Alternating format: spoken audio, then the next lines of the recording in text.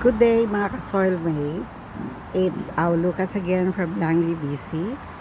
It's about 2 weeks from now, it will be fall. Because our fall starts September 21st, 2025. So, this is the situation now of my backyard. You could see from there are the grapevine.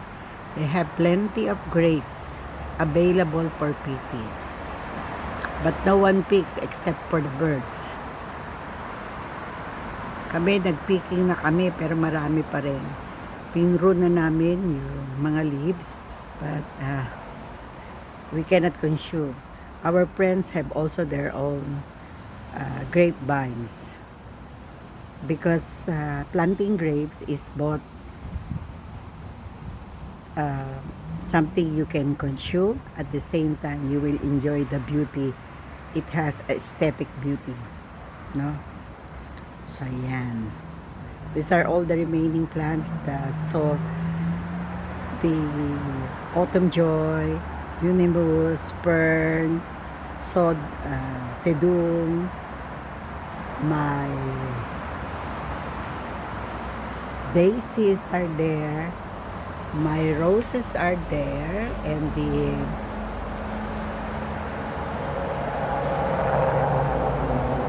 different kinds of roses. The roses, the climbing rose that I pruned earlier started to produce new leaves, new vines, and it's really growing better than before because it has been infested by black spot. So we tried to prune it early and sprayed it with water, with baking soda and dishwash liquid soap, with liquid soap or used for dishwashing. So yan ang nangyari. They grow beautifully, and you could probably see the cedar tree, the maple tree, and then you could see from here the pear tree of my neighbor. So yeah, the pear tree, no one picks up the pear tree because it's really an old tree, about 45 years old, and they were not properly treated. That's why majority of its fruits are rotten or infested by some certain bugs. Over there is the cherry tree. It has fruits during cherry time, but now the leaves are started to turn yellow because almost autumn. And then look down, from down below you could see the wisteria still continuously growing, and the vines are developing into a thicker one. And then the hostas down there still alive, and then the one in black pots are my peonies pot, but because they're done, so I cut it, I trim it down to the almost close to the soil, and then I replanted coleus. I hope they will grow. And besides the coleo, the black pots, is the unimus, and then the elephant ear, and then the cedar again. And on this side, the begonia. There are three colors: the yellow, the red, and the orange. Down there are the coleus, different kinds of coleus, and then the succulents. So these are the remaining plants. The black currants are done. Some of the fruits are still there because I cannot consume all of them, and it doesn't taste sweet as I expected for this year. Maybe I should put more baking soda on the soil. So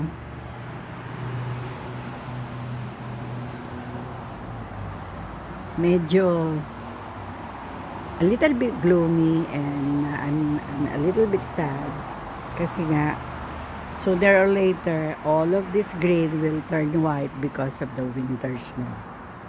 But at least I enjoyed the summer and the spring. So here the coleus, some of them are started to withered, but I'm still trying my best to keep them alive, although it started to get colder. I also have this. This is the previous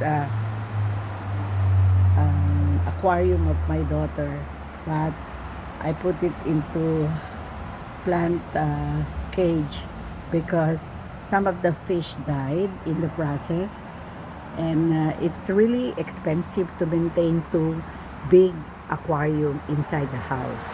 Wala kaming pets, we don't have dogs, we don't have cats, only the living things we keep preserving is one aquarium and then some indoor plants.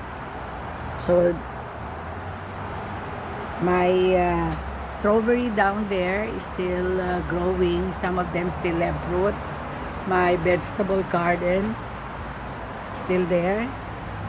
You could see the cucumber and the tomatoes, but sooner or later I will trim it again and prune it and then replant another one. But I'm happy because some of my marigold are still alive. They're still growing and increasing in number. Because marigold, right? We cannot buy any marigold now because it's off the season. Look at the grapes, my God. So many grapes.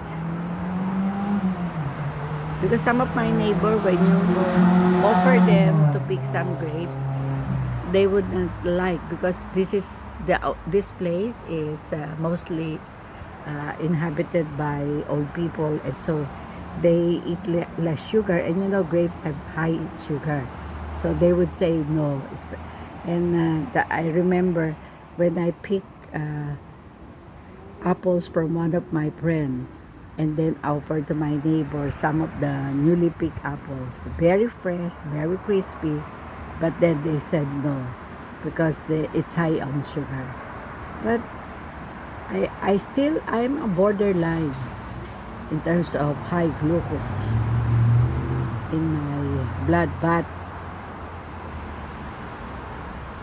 not so high that I don't need to take metformin and any diabetic pills. So I just eat about 1 or 2 apples, the small one a day, and usually eat it with usually before I have slices of cheese, but now it's more of salt, the pink salt, and it looks great because I think my cholesterol is controlled at this point, and my blood pressure is also controlled, and it seems having apple in the morning after having my lukewarm water is really helping me a lot. So this is the only thing I have right now, and you could see at the back of the house, the back of our fence, are vehicles coming to and fro. They're being busy right now. And then farther there is the green fields. It's where the tall grasses will be used for cow feeding, and they have a small machine where if the height of the grasses are tall enough, the machine will roll over and then make a barrel of grasses for delivery either to Alberta or somewhere there in Aldergrove, where most of the farms are located, because usually during winter time they have to feed all these animals and they have to do some extra grasses available in their storage. So you could see the grapes there, the blue and the purple one and the green ones, because in that grapevine we planted about four seedlings, and we didn't know that within the 4 seedlings, there is, I think 2 or 3 are purple. Both are sweet, and but you have to pick one and stay a little bit and eat it a little bit later, so that the aftertaste will be gone. I don't know what to do about this, but at least I have free fruits for the birds. So this is my place, somewhere in Langley, and this is really enjoyable place for me, especially now that I'm retired and have less thing to do except for taking care of my grandson and granddaughters. But because they are schooling, I have more rest than before. I just help in picking them up to school, and afterwards all I do is to cook a little food for me and my husband. So that's all for today. We have gone to church yesterday, and thank you, Lord, for another week. And hopefully, the next week will be a very good week for all my school children. Bye for now. Again, this is Al Lucas from Langley, BC. BC means British Columbia, Canada. I hope all of you are in good health. Bye. Thank you for watching.